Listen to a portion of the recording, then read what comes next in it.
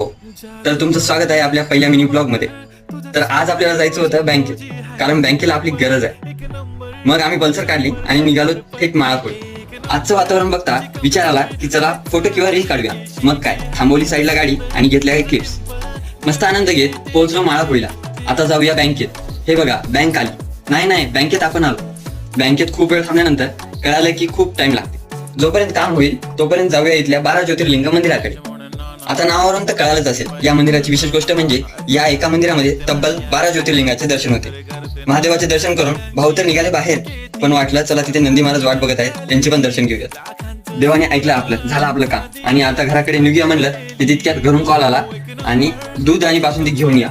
आलो बाबा आहेत एकदाच. भरपूर डेअरी फिरल्यानंतर शेवटी इथे भेटली आपल्याला. हे बघा मित्रांनो, हे कोणी माझ्यासारखं समजलं हे कमेंट करून नक्की सांगा. आज खूप दमलोय, आलो एकदाच घरी. भेटूयात नेक्स्ट व्लॉग मध्ये.